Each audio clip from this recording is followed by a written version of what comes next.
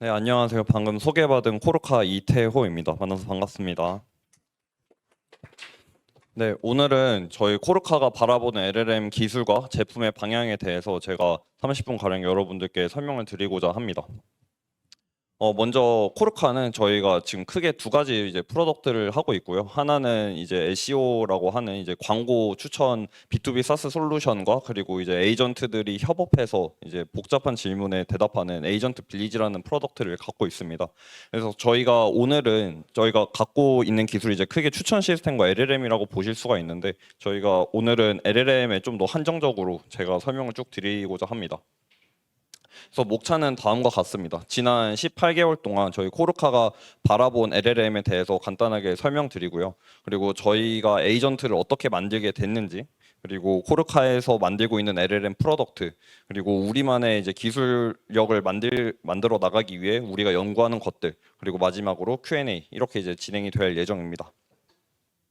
우선 저희가 LLM은 2022년 4월쯤부터 처음 보기 시작을 했어요.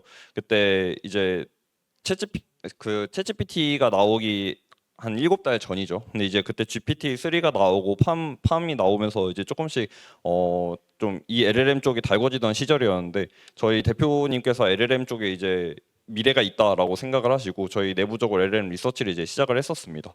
그래서 그때 LLM을 우리가 무엇을 할 수 있는지 그리고 모델의 크기가 더 커지면 어떤 것들이 가능해질지 이 기술을 통해 어떤 비즈니스를 해야 될지 이런 등등에 대한 이제 리서치를 쭉 하고 있었습니다.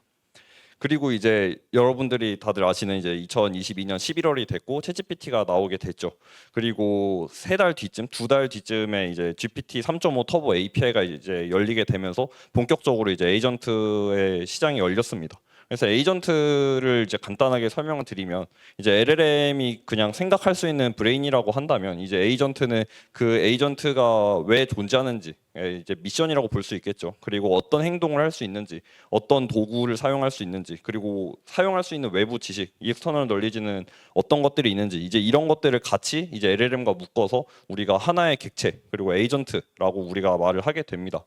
그래서 기존에 사실 NLP의 태스크들이 굉장히 많이 있었어요. 텍스트 컴플리션도 있었고, 아니면 번역도 있었고, 아니면 간단한 퀘스천에 대답하는 QA 태스크도 있었고. 근데 결국 이 모든 게 이제 단순한 텍스트 컴플리션 하나로 이제 귀결되는 순간이었다고 생각을 합니다.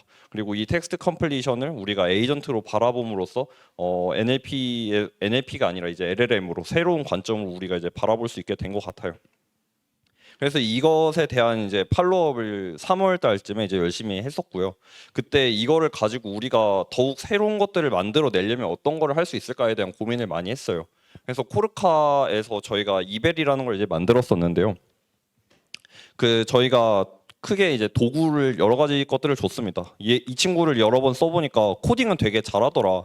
근데 이 친구를 가지고 코딩을 해보니까 이제 사실 한 번에 완벽한 코드를 이제 짜기는 쉽지가 않잖아요. 그래서 이제 코딩을 해보고 그리고 이제 그거를 이제 실행도 시켜봐야 되는데 실행을 이제 못 시키니까 당연히 틀린 점을 못 찾아내는 거예요. 그래서 그때 생각을 했죠. 아, 코딩만 하고 땡이 아니고 이 코딩을 한 거를 그냥 그대로 직접 실행시켜 볼 수 있으면 어떨까? 그래서 이제 터미널을 직접 실행할 수 있는 권한을 줬어요. 근데 이제 그때 굉장히 무서웠죠. 이 친구가 나쁜 마음을 먹으면 이제 RM, RF 루트 하면 이제 제 맥북이 이제 300만이 날아가는 거잖아요. 그래서 이제 굉장히 무서웠는데 챗GPT가 오픈AI에서 그런 거 교육을 잘 해뒀더라고요. RM, RF 해줘 했는데 이제 그런 거는 이제 아예 안 하게 막혀 있더라고요. 그래서 결국 코딩을 하고 이제 그거를 실행시켜 볼 수 있게 했어요. 근데 이제 한 번에 코딩을 완벽하게 하지는 못하니까 이제 당연히 에러가 나겠죠. 그럼 이제 그 에러를 보고 얘가 고쳐야 되는데 그래서 그거를 그대로 이 친구한테 되먹이도록 했어요. 그러면 이제 뭐 파이썬으로 치면 어떤 라인에서 어떤 에러가 났다. 그러면 이제 이 친구가 그걸 고칠 수 있는 능력이 된다고 생각을 한 거죠. 그래서 그걸 이제 직접 고치고 디버깅을 하도록 해보고 그리고 너가 코딩한 게 실수할 수 있으니까 너가 직접 테스트 코드도 짜봐라. 그리고 이제 마지막으로 아 이러면은 그냥 백엔드나 프론트엔드를 서빙까지도 할 수 있겠는데 해가지고 배포까지도 이제 해보게 이제 시켰어요. 그래서 이제 다양한 도구들을 주게 됐고 결국 이제 터미널이랑 코드를 작성하고 수정할 수 있는 코드 에디터 도구 두 개를 이제 준 거죠. 이제 이때는 랭체인 프레임워크를 사용을 했었고요. 그래서 이제 이렇게 만들어진 게 이제 전 세계 최초로 웹 서비스를 이제 개발하고 서빙하는 이제 첫 에이전트를 이제 만들었었습니다. 그 전까지는 이제 간단한 HTML과 CSS로 이제 프론트엔드만 구현한 거는 있었고요. 근데 그거를 백엔드랑 프론트엔드를 싹 다 개발하고 그리고 동작하는 것까지 서빙한 거는 이제 제가 열심히 뒤져봤지만 거의 처음이었던 것 같아요. 그래서 이제 깃허브에서 제 첫 100개 넘은 레포였는데 이때 굉장히 뿌듯했던 기억이 있습니다. 그래서 이제 간단한 영상을 보실 건데, 네, 조금 이제 잘 안 보이실 것 같아서 간단하게 해석을 해드리면 이제 제가 부탁한 프롬프트가 뭐냐면 간단한 투두 어플리케이션을 만들어 달라. 너는 투두를 추가 혹은 삭제 리스팅을 할 수 있고 뉴모피즘 스타일로 만들어 달라. 그리고 포트는 4,500번이 열려 있다라고 했어요. 그러면 그래서 혹시 영상을 어떻게 실행시킬 수 있을까요?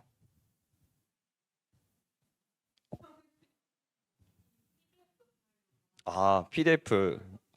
그러면 이제 제가 영상을 설명을 해드릴게요. 자, 우리가 그렇게 프롬프트를 넣었어요. 그랬더니 이제 자 보시다시피 이제 계획을 세우기 시작을 합니다. 그래서 그때 계획을 이제 4개를 세워요. 맨 처음에 투두 어플리케이션의 백엔드 코드를 파이썬으로 짤 거야. 그리고 두 번째로는 유모피즘 스타일로 프론트를 디자인할 거야. 세 번째로는 이 앱을 테스트할 거야. 네 번째로는 배포할 거야. 라는 계획을 세웁니다. 그리고 이제 첫 번째 계획부터 이제 실행을 하기 시작하죠. 그래서 첫 번째로 이제 투두 앱.점 파일을 쭉 적어요. 네, 이거 어렵네요. 그래서 이제 투두 앱.점 파일을 백엔드 코드를 쫙 적고 그 다음에 이제 프론트엔드에서 HTML이랑 CSS 코드를 쭉 적고 그 다음에 이제 이거를 띄우려고 하는데 이제 잘 안 돼가지고 그 패키지가 없다고 하니까 그래서 플라스크 패키지를 pip 인스톨로 직접 설치를 하고 그 다음에 마지막으로 패스트 API를 이제 서빙을 직접 CLI로 합니다. 그러면 이제 굉장히 이제 조악하지만 그래도 나름 동작은 하는 이제 투두 어플리케이션이 이제 만들어지게 돼요. 이거 치면 아마 구글에 치면 나올 건데 영상 거기에 있습니다. 그래서 이제 이런 에이전트들을 이제 시범 삼아 만들어 봤었고요. 그리고 이제 여기에서 이제 그 흔히 말하는 이제 뇌절이라고 하죠. 이거를 가지고 어떤 것들을 더 할 수 있을까 상상을 계속 많이 해봤어요. 그래서 그때 맨 처음 했던 생각은 이런 거였던 것 같아요. 에이전트를 직접 만드는 과정이 저한테 되게 힘들었어요. 왜냐면은 여러분들이 맨날 이제 프롬프트를 만져야 되고 저희 코르카 내부에서는 이거를 풋각이라고 해요. 프롬프트를 열심히 깎는다 해가지고 이제 풋각이라고 하는데 그거를 정말 열심히 해야 되고 그리고 도구를 정말 잘 만들어 가지고 이 친구가 도구를 언제 어떻게 써야 되는지 그리고 그 도구의 결과를 잘 먹이는 방법들에 대해서 고민을 많이 했단 말이에요. 그래서 그런 걸 얘네들이 직접 할 수 있으면 어떨까 이런 생각을 했었죠. 사실 이거는 이제 제가 먼저 한 건 아니고 그 오토 GPT에서 이제 그 에이전트를 만드는 개념이 있었어요. 그리고 이제 그 다음에 그렇게 만들어낸 에이전트를 다른 에이전트가 교육을 시켜준다면 그거는 왜 필요하냐면은 새로 만들어진 에이전트는 이제 기존의 컨텍스트가 없기 때문에 이제 어려울 수 있다라고 이제 생각을 한 거죠. 그래서 이렇게 되다 보니까 에이전트들이 한 명이 아니고 여러 명이면 되게 좋겠다라는 생각을 하게 됐어요. 이 생각을 하게 된 제일 큰 근거 중에 하나는 뭐였냐면 그 방금 보셨던 그 이벨 에이전트를 만들고 나서 욕심이 생겨가지고 도구도 엄청 많이 갖다 붙이고 프롬프트도 이따만큼 적었어요. 그러니까 이 친구가 할 일이 너무 많고 할 수 있는 게 너무 많다 보니까 뭔가 부탁을 했을 때 딱딱 야무지게 자기가 해야 되는 걸 해야 되는데 너무 어지러워서 이제 정신을 못 차리는 거죠. 그래서 이제 그때 이 친구가 왜 그럴까 이제 곰곰이 생각을 해보니까 사실 저도 그렇게 컨텍스트가 많고 도구가 엄청 많으면 할 수 있는 게 없더라고요. 저도 이제 어지러워하고 이제 정신 못 차리게 되는 것 같아서 우리가 그러기 위해서 우리가 팀을 만들고 위임이라는 걸 하는 거고 같이 협업이라는 걸 하는 거 아니겠어? 라고 생각을 하면서 이제 에이전트들끼리 협업을 해야 된다고 이제 생각을 하게 된 거죠. 그리고 그 다음으로는 이제 도구 얘기인데요. 이제 우리 뗀석기 시절을 생각을 해보면요. 이제 우연히 이제 날카로운 돌을 한번 만나게 돼가지고 그거를 한번 해보니까 고기가 잘 잘려요. 그래서 그거를 토대로 써본 경험을 가지고 얘를 더 날카롭게 만들면은 더 내가 쓰기 좋은 도구가 되겠다라고 할 수 있잖아요. 근데 그 도구를 제가 에이전트가 직접 쓰는 거를 보면서 제가 직접 개선시키고 있으니까 이제 그게 너무 힘들더라고요. 그래서 이런 아이디어도 생각을 했었고 그리고 이제 에이전트들끼리 서로 인사이트를 공유하고 그리고 같이 문제를 풀어가면서 각자의 전문성이 더 생기면 어떨까라는 생각으로 이제 저희가 이제 에이전트들이 모여 있고 그리고 이 에이전트들이 새로운 에이전트를 만들고 서로 대화하고 그리고 도구를 만들 수 있고 도구를 사용하는 이제 그런 아티피셜 시빌리제이션의 형태를 이제 생각을 했습니다. 그래서 이제 AI 빌리제이션이라고 이름을 붙였었고, 저는 이제 이게 AGI가 궁극적인 이제 발전 형태일 거라고 생각을 해요. 그래서 뭐 GPT-8이 나오고 GPT-10이 나와도 거기에서 결국 그 GPT-10 여러 명이서 협업을 하면 결국 더 나은 기술이, 더 나은 문제를, 더 어려운 문제를 풀어낼 수 있을 거다라는 이제 생각을 갖고 있고요. 그래서 이제 이렇게 지능 집단위자 문명을 이제 그때 간단히 개발을 하고 그리고 이제 해봤었습니다. 근데 이제 현실적인 어려움들이 이제 꽤 많아요. 그래서 그 어려움들을 풀어 나가기 위해서 어떤 것들을 했는지 이제 쭉 설명을 드릴 건데요. 일단 첫 번째 문제는 이런 게 있었어요. 같이 이제 서로 협업하면서 문제를 풀어가고 이제 전문성이 생기길 바랬어요. 왜냐면은 사실 이 얘기를 하면 다들 물어보는 게 그거거든요. 그에 어떤 A 에이전트가 있고 B 에이전트가 있는데 결국 둘 다 똑같은 GPT-4로 돌아가는 건데 걔네들끼리 협업하는 게 그렇게 큰 의미가 있어? 이런 질문을 굉장히 많이 받아요. 근데 사실 가지고 있는 컨텍스트가 다르고 가지고 있는 도구가 다르면은 저는 이제 그게 충분히 차이를 보일 수 있을 거라고 생각을 하는데, 그거보다 더 근본적으로 차이를 발생을 시키려면 얘네들이 살아오면서, 그러니까 이때까지 계속 대화를 나누면서 그 컨텍스트가 그냥 계속 기억에 남는 게 아니고 그냥 그게 자연스럽게 그 뇌에 학습이 돼야 된다라고 생각을 했어요. 왜냐면은 우리가 20 몇 년 동안, 뭐 이제 전 20대입니다만 이제 20 몇 년 동안 우리가 대화 나눈 거를 다 기억하고 있지는 않잖아요. 그냥 그게 자연스럽게 제 뇌에 이제 녹아드는 거죠. 그래서 그 과정이 필요하다라고 생각을 했어요. 인컨텍스트 러닝으로 충분히 잘 돼요. 근데 그게 확장 가능한 방법이 아닌 거죠. 라고 이제 얘기를 했지만, 물론 이번에 오픈AI 데브데이에서 이제 컨텍스트 랭스가 128K가 돼가지고 살짝 이제 난감해지긴 했지만, 그래도 결국 컨텍스트 랭스는 이제 반드시 한정적이다. 그리고 대화가 많아지면 많아질수록 그만큼 비용이 그 이제 ON으로 계속 비싸지기 때문에, 그래서 이거를 컨텍스트를 그 LLM의 파라미터에 즉시 반영해 버린다면 대화를 한 번 나눌 때마다 그레디언트를 업데이트를 해서 파라미터를 바꾸는 거죠. 이런 생각을 이제 했었습니다. 그래서 이제 이런 거에 대한 연구를 하고 있고요. 이거는 이제 뒤에서 좀 더 LLM 연구 쪽에서 더 깊게 대화를 나눠 볼게요. 그래서 이제 여기까지가 이제 코르카 저희가 에이전트 LLM을 어떻게 바라봤고 에이전트를 어떻게 바라봤고 그걸로 어떤 POC들을 해봤는지 이제 간단하게 설명을 드렸어요. 그리고 이제 이런 경험들을 통해서 우리가 어떤 프로덕트를 만들고 있는지를 이제 설명을 드리고자 해요. 이제 제가 많이 받는 질문 중에 하나가 이런 게 있어요. LLM으로 성공할 프로덕트의 특징은 뭐냐? 이제 저는 이렇게 크게 두 개라고 생각을 합니다. 파도를 거스르지 말고 파도 위에 올라타라. 그리고 do things that don't scale. 일단 첫 번째 문장에 대해서 먼저 설명을 하면, 사실 저도 이제 오픈 AI의 그 엄청난 독점을 보고, 아 이거는 오픈 AI 그 수백 명이랑 그리고 나머지 전 세계 모든 인구가 하고 있는 싸움인데 오픈 소스가 어쩌면 역전할 수도 있지 않을까? 오픈 소스가 역전을 하면 그때 뭐 파인 튜닝 능력이 중요해지지 않을까 하면서 이제 페프트를 이제 열심히 파본 적이 있어요. 근데 논문들이 이제 쏟아져 나오잖아요. 그런 논문들을 이제 항상 보면 이제 한 네 번째 페이지쯤에 이제 이밸류에이션 나와요. 그러면 항상 나오는 그래프가 뭐죠? 이제 아까 그 허우님께서 보여주셨던 이제 GPT-4가 맨 끝에 팔각형이 다 있고 이제 이 안에서 그들만의 싸움을 하고 있잖아요. 그래서 use GPT-4 그걸 이제 정말 뼈저리게 느꼈던 것 같아요. 그래서 이거는 이제 결국 우리가 그걸 거스르려고 하지 말고 오픈 AI 그리고 뭐 구글, 메타 등등이 연구를 하고 더 새로운 거를 만들면 그게 바로 우리 프로덕트가 업그레이드 될 수 있도록 하는 프로덕트를 만들어야겠다라는 이제 확신이 들었던 것 같아요. 그리고 이제 두 번째 문장은 어떤 뜻이냐면, 저게 이제 그 실리콘밸리에서 유명한 이제 VC인 Y 컴비네이터가 많이 하는 말이에요. 좀 일반적인 생각과는 좀 다르죠. 확장 가능한 일을 하지 말라라는 건데요. 이 말은 어떤 뜻이냐면, 저희가 LLM 프로덕트를 만들 때 좀 너무 큰 꿈을 꿔요. 그러니까 전 세계로 뻗어나갈 수 있는 프로덕트를 꿈꿔야 되는 건 분명 맞지만은 너무 일반적인 문제를 풀려고 한다는 거죠. 근데 그거를 하기보다 이제 저희는 B2C가 아니고 B2B를 바라보고 있는 회사 입장에서 저희는 이제 클라이언트 하나의 문제를 해결하는 거에 좀 더 포커싱을 맞추려고 했어요.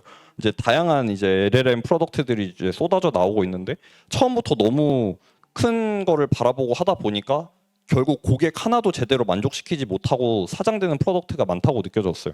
그래서 지금 당장 고객 하나의 문제를 제대로 LLM으로 해결할 수 있는 그런 프로덕트가 LLM으로 성공할 수 있는 프로덕트라고 이제 저희는 생각을 했습니다. 그래서 이런 생각들을 위해 저희는 이제 크게 두 가지 프로덕트를 이제 하고 있어요. 그래서 이 파도 위에 올라타는 이제 방법 두 가지가 저는 이렇게 두 개라고 생각을 합니다. 첫 번째는 이제 에이전트를 새로운 공간으로 옮기는 거예요. 이제 코파일럿, 저는 이제 LLM 가지고 제일 잘 된 두 개의 프로덕트가 코파일럿과 챗GPT라고 생각을 하는데, 챗GPT는 그 프로덕트도 물론 잘 만들었지만 그 대화라는 이제 새로운 패러다임을 제시를 했지만, 사실 그 프로덕트를 잘 만든 것보다 결국 그냥 GPT 3.5 그리고 GPT 4의 성능 때문에 잘 됐다라고 생각을 해요. 근데 이제 코파일럿이 잘 된 이유는 성능도 성능이지만 쓰기 쉬운 이유가 제일 컸다고 생각을 합니다. 우리가 코딩을 하면서 사실 GPT한테 가서 물어보는 것보다 그냥 가만히 한 0.5초 기다리면 나오는 그 라인이 너무 편한 거죠. 그냥 사실 코딩할 때 탭을 제일 많이 누르거든요. 저는 코파일럿을 써보신 분이라면 공감하시겠지만, 그래서 이 에이전트를 챗GPT 안에 있는 그 공간에서 꺼내와 가지고 우리만의 새로운 공간으로 옮기자라는 생각을 했고요. 그래서 이거는 이제 사실 GPT가 아무리 발전이 돼도 우리가 계속 할 수 있는 거죠. 새로운 공간에 있는 거는 우리밖에 없을 거니까. 그리고 이제 두 번째는 에이전트 간의 협력 구조를 만들자예요. 아까 말씀드렸던 거랑 같은 말이고, 에이전트 한 명이 감당할 수 있는 문제와 깊이는 반드시 정해져 있고, 협력하는 구조를 만들면 그거는 에이전트 하나하나가 발전했을 때 반드시 여러 에이전트는 더 나은 성능을 보일 거고 더 어려운 문제를 풀어낼 수 있을 거다라는 확신이 있어요. 뭐 크게 틀린 말은 아닐 거라고 생각을 하고 있습니다. 그래서 저희는 이제 그걸 각각 SEO 에이전트라는 프로덕트랑 그리고 이제 에이전트 빌리지라는 프로덕트 이렇게 두 가지로 바꿔서 저희가 지금 이제 개발을 하고 있어요. 네, SEO 에이전트에 대한 얘기를 이제 먼저 해볼 건데요. 우선 이제 검색이 잘 되는 이커머스 플랫폼이 많지 않다는 거에 이제 저희는 포커스를 맞췄어요. 저희가 기존에 말씀드렸던 그 SEO라는 프로덕트가 이제 이커머스 플랫폼에서 우리가 대신하게 해주는 플랫폼인데, 거기에서 우리가 대화창으로 이렇게 대화를 나누면서 그 상품을 추천해 줄 수 있다면 어떨까, 그런 생각을 해본 거죠. 그리고 이제 저희는 광고가 원래 도메인이 광고 쪽이었었는데, 이 대화를 하면서 이 추천되는 이 상품들의 이 리스트를 우리가 광고 지면으로 생각을 해보자. 그래서 여기에 물론 이 유저의 말에 맞는 상품들이 추천돼야 되겠지만, 이때 백단에서 실시간으로 광고주들이 이제 비딩을 해서 경매를 해가지고 이거를 우리가 광고창으로 만들 때 우리는 이 LLM으로 새로운 비즈니스를 만들 수 있겠다라고 생각을 했어요. 그래서 저희는 이제 LLM과 함께하는 추천 시스템이라기보다는 이제 컨버세이셔널 렉시스에 이제 좀 더 집중했다라고 보시면 돼요. 단순히 이제 추천만 하는 레커멘더 시스템이 아니고 이제 대화형 추천 시스템에 집중을 하고 있다라고 보시면 될 것 같고요. 그래서 이거를 할 때는 다양한 이제 생각들이 이제 필요합니다. 이제 유저의 의도를 얼마나 정확하게 이해하고 얼마나 정확하게 수행할 수 있는가. 근데 이제 여기서 굉장히 이제 소름 돋는 게, 방금 발표하셨던 허우님이 말씀하신 내용들이랑 완전 다 일맥상통해요. 저희도 이제 완전 LLM이 다 서치 해보는 것도 해봤고, 벡터 서치도 해봤고, 그리고 이제 키워드 서치 같은 것도 해봤고, 텍스트 투 SQL 이런 것도 다 해봤는데, 결국 핵심은 뭐냐면, 우리가 흔히 말하는 소프트웨어 1, 2, 3라고 하죠. 이제 소프트웨어 1을 알고리즘이라고 하고, 소프트웨어 2를 머신러닝이라고 하고, 소프트웨어 3를 이제 LLM이라고 하는데, 그 각각의 장단점이 확실히 있기 때문에 그거를 LLM만 써서 문제를 풀어내는 것이 아니고 그 세 개의 장점만을 뽑아내서 합칠 수 있는 방식을 우리가 고민을 해야 된다. 그래서 저희도 사실 똑같이 이제 라이너와 똑같이 하고 있습니다. 벡터 서치랑 키워드 서치를 같이 섞어서 하이브리드 서치를 하고 있고요. 거기에서 우리가 만약에 쿼리를 날려야 된다면 이제 그럴 땐 텍스트 투 SQL로, 이제 텍스트 투 SQL은 이제 LLM의 영역이겠죠. LLM의 쿼리를 짜주는 거니까. 그래서 순서대로 알고리즘, 머신러닝, LLM 이런 세 개의 그 자기가 각자 잘하는 것들을 뽑아가지고 우리가 이제 찾고 있다라고 보시면 돼요.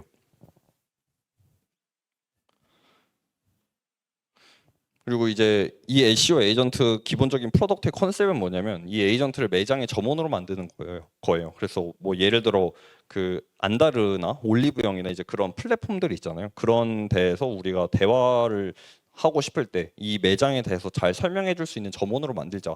근데 이제 이와 반대의 컨셉이 이제 마이크로소프트 코파일럿 같은 게 있겠죠. 이런 거는 이제 우리 뭐 윈도우 그 오피스 365 코파일럿도 있고 이제 윈도우 코파일럿도 있는데, 이제 그런 거는 개인의 비서 컨셉으로 보시면 되고요.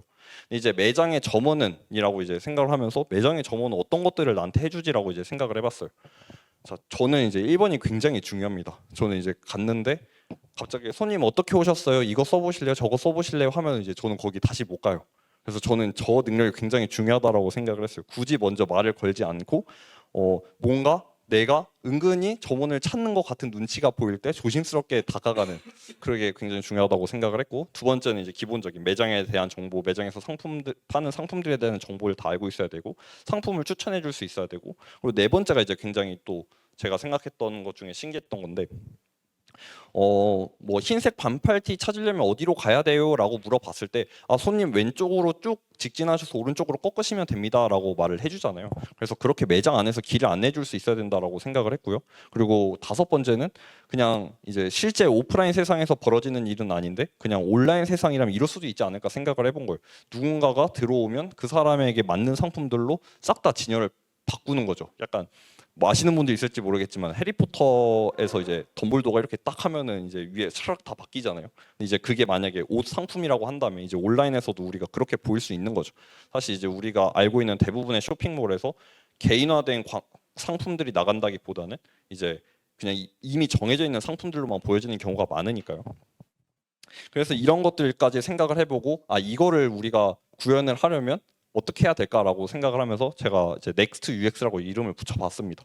그래서 기존의 인터페이스랑 채팅 인터페이스랑 이제 완전히 융합을 시켜야겠다라고 생각을 했고요. 그래서 우리가 기본적인 이제 챗봇 같은 경우에는 이제 우측 하단에 붙어 있는 그런 챗봇 형태의 경우에는 사실 미리 이제 정해져 있는 미리 정해져 있는 그런 것만 이제 대답할 수 있고 그렇게 되는데, 첫 번째로 제일 필요한 거는 이제 페이지 컨텐츠 기반 Q&A가 가능해야 된다라고 생각을 했어요. 내가 지금 보고 있는 창에 대해서 내가 물어봤을 때 그거에 대한 정보를 제대로 알고 있는가?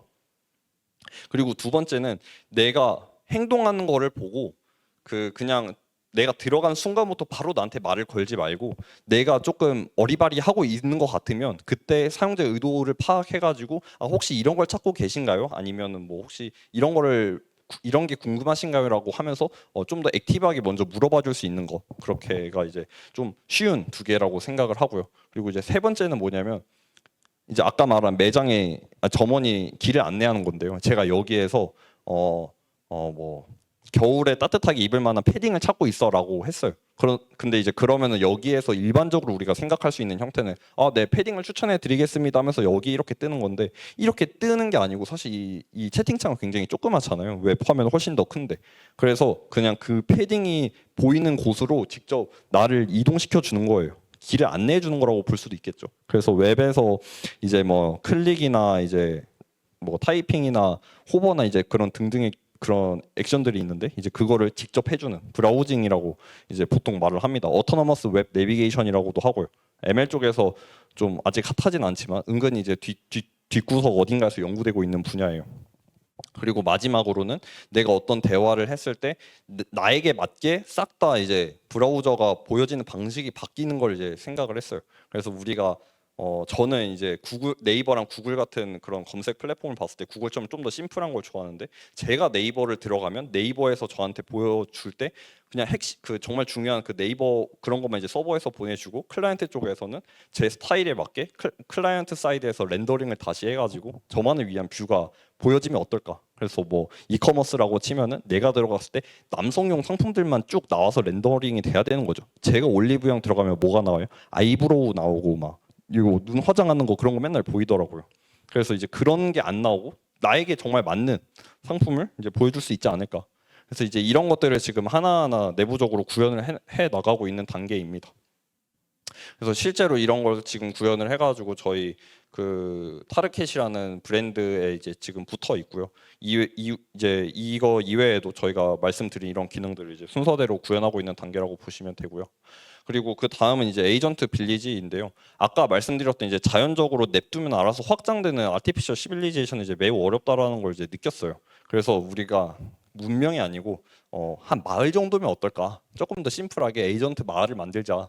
그래서 에이전트 간의 협력으로 이제 새로운 가치를 만들어 보자라고 생각을 했고요.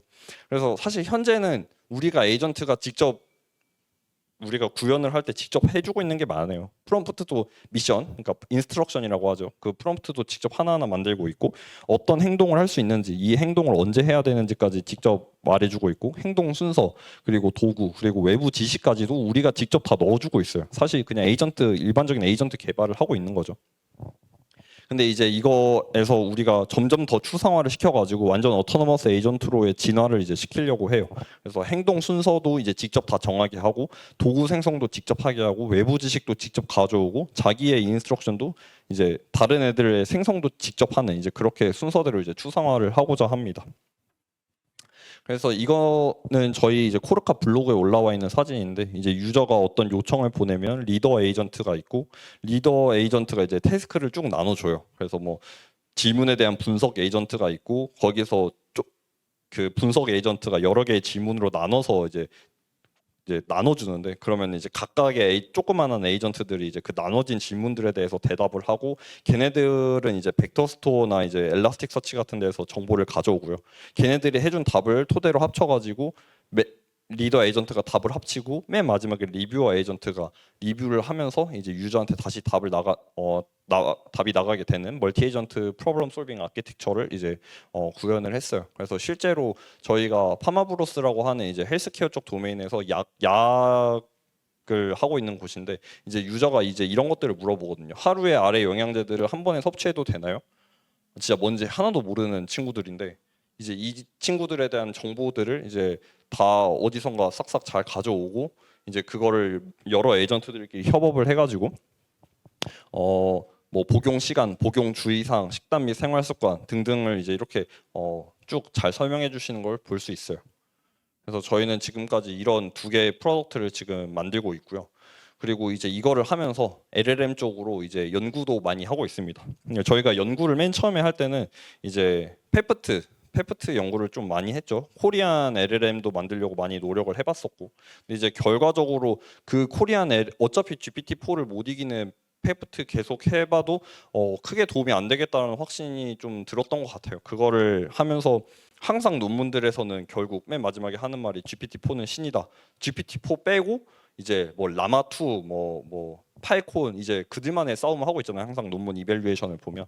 그래서 사실 심지어 도메인을 굉장히 좁혀도 그래요. 그냥 특정 도메인으로만 페프트를 시켜도 결국 GPT-4가 그냥 좀 더 제너럴 퍼포즈를 갖고 있는 GPT-4보다 그것도 잘 못하니까 그래서 유즈 GPT-4에 이제 좀 집중을 하기로 했고요. 근데 이제 여기서 우리가 오픈 소스를 쓴다면은 여기서 오픈 소스 LLM을 얼마나 더 성능을 쉽게 끌어올릴 수 있느냐 이런 방법들에 대해서 고민을 좀 많이 해본 것 같아요. 그래서 아까 말했던 이거를 이제 본격적으로 좀 더 말씀을 드리고자 합니다. 그래서 우리의 목적은 뭐냐면 컨텍스트를 그냥 대화를 하면서 그거를 실시간으로 파라미터에 싹 다 반영을 시켜버리는 거예요. 그래서 여러분들이 LLM 개발을 하실 때 메모리로 이제 실제 프로세스가 그 대화 메모리를 싹 다 들고 있고 우리가 추론을 보낼 때마다 그거를 통으로 오픈AI한테 싸가지고 이제 그거에 대한 응답을 받잖아요. 근데 이제 그게 쌓이면 쌓일수록 이제 컨텍스트 랭스의 한계도 있고 그리고 비용도 점점 비싸지니까 이제 이런 것들을 예전 거를 잘라버리거나 아니면 이 내용을 압축해가지고 다시 보내는 등의 이제 여러 가지 방식을 이제 선택을 하실 건데 이제 우리는 이거를 무한히 확장 가능한 방식으로 이제 연구를 하고자 했어요. 그래서 인컨텍스트 러닝을 완전히 대체해버릴 수 있는 새로운 방법론을 이제 제시를 하려고 하고 있고요. 그래서 만약에 이게 완벽하게 되면 다음과 같은 세 가지 이제 이점이 있어요. 일단 첫 번째는 추론 비용이 대폭 감소하겠죠. 왜 추론 비용이 감소하냐면 이때까지 내가 쭉 대화했던 것들을 원래는 싸그리 모아가지고 그대로 오픈AI한테 보내주고 그 인풋 토큰만큼 우리가 비용을 냈어야 되는데 그 인풋 토큰이 이제 전부 다 필요가 없어지고 내가 방금 보낸 그 말만 보내면 되는 거예요. 당연히 추론 비용이 엄청 싸지겠죠. 자, 근데 이제 여기서 ML을 조금 아시는 분들이라면 이런 생각을 하실 수 있어요. 그 한 번 추론할 때마다 결국 파라미터 업데이트 한 번 해야 되니까 그러면 그것까지 고려를 해야 되는 거 아니냐? 좋은 말씀인데 결국 저희가 대화가 막 100번, 200번 더 많아진다고 쳤을 때 그냥 그 대화를 한 번 받고 그걸로 이제 뭐 포워드를 하건 이제 그레디언트를 어떤 업데이트를 하던 간에 그거는 이제 O1인 거고 이제 대화 메모리가 길어지면 길어질수록 그거는 이제 추론 비용이 ON으로 증가하게 되니까 추론 비용이 이제 대폭 감소하게 된다고 이제 생각을 했습니다. 그리고 두 번째는 뭐냐면 텍스트 베이스드 RLHF예요. 이게 무슨 뜻이냐면 우리가 이제 GPT-3나 이제 오픈AI에서 발표하는 것들을 보면 결국 이제 슈퍼바이즈드 파인 튜닝을 하고 맨 마지막에 RLHF를 해가지고 이제 사람이 그러니까 에이전트가 두 개의 답을 내고 사람이 이 중에 뭐가 더 좋은지 골라가지고 그 답이 더 나은 답이라고 얘가 생각할 수 있게끔 강화학습을 통해 이제 그레디언트 폴리시를 이제 업데이트를 하게 되는데 그거를 그렇게 하는 게 아니고 이 친구가 어떤 LLM이 딱 있을 때 우리가 피드백을 그냥 말로 넣어주는 거죠. 너가 이렇게 말하면 이래 이래서 안 되고 넌 앞으로 이런 스타일로만 항상 말해. 근데 원래는 우리가 인컨텍스트 러닝으로 하면 이제 그 말을 충분히 반영을 잘 하잖아요. 근데 이제 그렇게 했을 경우 이제 대화가 충분히 길어질 때 그 말이 그 기억에서 없어지게 되는데 그거를 자연스럽게 파라미터를 업데이트를 하게 되는 거죠. 우리가 기존에 그런 비슷한 느낌으로 페프트를 하려고 치면 뭐 예를 들어 너는 이제 앞으로 항상 말할 때마다 맨 앞에 양이라고 붙여. 그러면은 양 안녕하세요 이렇게 말을 해야 되잖아요. 근데 그거를 우리가 원래 알려주려면 어떻게 했어야 됐냐면 그런 데이터셋을 뭐 100개, 1000개를 만들어 가지고 그걸로 파라미터 에피션트 파인 튜닝을 돌렸어야 됐어요. 근데 우리가 사실 그런 말은 그냥 인컨텍스트 러닝으로 너무나 쉽게 할 수 있잖아요. 그냥 말하기 전에 맨 앞에 양이라는 말 한 글자 붙여. 쉽게 할 수 있잖아요. 근데 이제 우리가 그거를 학습시키기 위해서 인컨텍스트 러닝과 그리고 파라미터 에피션트 파인 튜닝 둘 다 아닌 이제 새로운 방식을 이제 해보겠다. 그래서 이제 우리가 실시간 파인 튜닝해서 리얼타임 리버스 파인 튜닝이라고 이제 이름을 붙인 거고요. 그리고 이제 세 번째 이점은 뭐냐면 에이전트들 간의 대화를 토대로 이제 실시간 학습을 할 수 있다는 거예요. 이제 아까 말씀드렸던 아티피셜 시빌리제이션, AI 빌리제이션에서 멀티 에이전트끼리 이제 서로 협업을 할 때 각자의 전문성이 더 생겨야 된다 그랬잖아요. 그래서 이제 저는 궁극적으로 그리고 있는 그림이 뭐냐면 서로 하다 태스크를 나누다가 이제 유저가 뭐 예를 들어 뭐 이 세상의 모든 정보를 검색할 수 있는 구글을 만들어줘라고 했는데 이제 그 중에 한 명이 이제 태스크를 쪼개다가 우연히 한 명이 이제 개발 업무를 맡았어요. 근데 그 친구가 우연히 개발을 잘했던 거죠. 그랬더니 이제 다른 에이전트들이 아, 이 친구는 개발을 되게 잘하는구나. 그리고 이 친구도 이제 개발을 자기가 만들면서 스스로 업데이트를 한번 했으니까 아, 이때 이렇게 했었지 이제 기억이 남아 있어요. 몸에 배어 있는 거죠. 그리고 이제 다른 친구들도 이 친구가 개발을 그때 좀 하더라 하니까 이제 개발 업무가 이 친구한테 계속 쏠려요. 계속 그거 하고 자기가 직접 터미널 써가면서 에러 고치고 하니까 옛날보다 에러 내는 속도도 줄고 그리고 코딩하는 속도도 더 빨라지고 그러면서 이제 이 에이전트가 계속 스스로 대화 학습을 하면서 이제 잡이라는 게 생기는 거죠. 이제 우리 인류 사회처럼 이제 직업이 생기는 이제 그런 형태로의 발전까지 지금 기대를 하고 있습니다. 그래서 지금 이거에 대한 연구는 8월부터 시작을 하고 있어가지고 지금 한 시작한 지 3달 정도 됐고요. 올해 안이나 이제 내년 초까지 해가지고 좀 확실한 개선점을 보여가지고 이제 페이퍼까지 쓰는 게 좀 개인적인 목표긴 합니다. 그래서 저희는 코르카에서 이런 프로덕트를 만들고 있고 그리고 이제 이런 연구를 이제 진행을 하고 있어요. 근데 이제 이런 연구를 하기 위해서 저희가 이제 저희 대표님이 통 크게 A180기가짜리 8개를 질러 주셔가지고 저희가 이렇게 행복한 환경에서 지금 연구를 하고 있습니다. 그래서 저희가 연구하고 있는 토픽들은 이제 저런 것들이 있는데 이제 뭐 혹시 참고하실 분들이 있다면 봐주시면 될 것 같아요. 그래서 여기까지 코르카가 바라보는 제품과 기술의 방향에 대해서 발표한 이태호였습니다. 감사합니다. 혹시 질문 있으실까요? 질문 있으신 분들은 네. 우선 저기 먼저 손 들어주시면.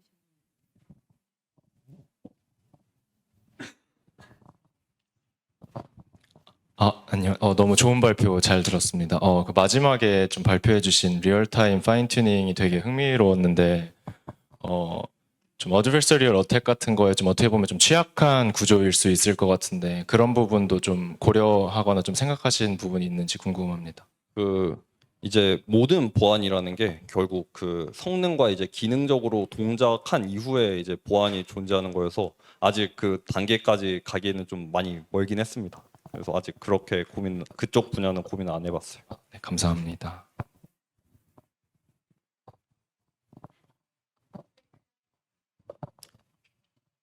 네, 발표 너무 재밌게 잘 들었고요. 제가 궁금했던 건 크게 두 개가 있는데 하나는 그 대화의 의도를 찾아가는 게 그 챗에서 되게 중요하다고 이렇게 강조를 해주셨잖아요. 너무 공감하고 그래서 그 의도를 그러니까 다른 분들은 어떻게 하는지 궁금하더라고요. 그러니까 한 몇 턴 정도의 이 대화 화자의 의도를 알면은 대충 성공이다 이렇게 보는지 그리고 그거를 이제 좁혀 나가기 위해서 특별히 뭔가 비즈니스 로직을 이렇게 따로 세우시는 게 있는지 뭔가 약간 그런 그 부분에 대해서 좀 궁금했었습니다. 그 의도를 파악하기 위해 우리가 정해놓은 그 턴수는 따로 없는데요. 근데 대략 세 턴 안에는 그 유저의 의도를 파악해서 진짜 상품 추천이 나갈 수 있게 이제 그런 것들을 이제 따로 트래킹은 하고 있고요. 두 번째 질문입니다. 그래서 그 세 번 안에 좁히기 위해서 뭔가 그 질문이 잘 나와야 되잖아요. 그러니까 어떤 식으로 프롬프트를 이렇게 만드셨는지 그런 것도 궁금해요. 네, 좀 이제 뻔한 말일 수 있는데 사실 그 의도를 더 뽑아내고 에이전트가 좀 더 액티브하게 질문을 던질 수 있는 게 저희는 이 SEO 에이전트의 핵심일 거라고 생각을 했어요. 그래서 뭐 제가 이제 그 프롬프트를 직접 깎진 않아가지고 정확한 프롬프트는 모르는데 이제 대략 뉘앙스는 이제 너는 이제 유저와의 대화를 통해서 이런 것들을 너는 알고 추천을 해야 돼라고 했고 그 중에 이제 빠진 정보가 있다라면 이제 그게 빠졌으니까 이제 그거를 되물어보는 식으로 지금은 프롬프트가 되어 있습니다. 네, 답변 너무 감사합니다. 그리고 두 번째 질문하려던 거는 그 예전에 그 중국에선가 발표된 게 그 게임 만드는 GPT 그 비슷한 게 있었던 것 같아요. 그 에이전트 빌리지랑. 그래서 지금 이게 이쪽 분야에 혹시 다른 회사들이 약간 이런 시도를 하는 게 있는지가 이제 얘기를 듣다 보니까 궁금해졌어요. 그래서 혹시 아는 게 있으신지. 근데 GPT, 그러니까 LLM 간의 협업에 관해서는 사실 GPT 팀이라는 오픈 소스도 있었고 그리고 다들 아실 그 스탠포드에서 나온 제너레이티브 에이전트라는 이제 논문이 이제 거의 시발점이었던 것 같고요. 그리고 그 이후에 슈퍼 AGI라는 이제 오픈 소스 그런 것들도 기억이 납니다. 근데 제가 봤던 그런 GPT의 협업 구조를 가진 거는 대부분 오픈 소스 형태로 있었고 그거 자체를 프로덕트로 바꾸고 있는 곳은 딱히 못 본 것 같아요. 인더스트리 쪽에서는. 네, 답변 감사합니다.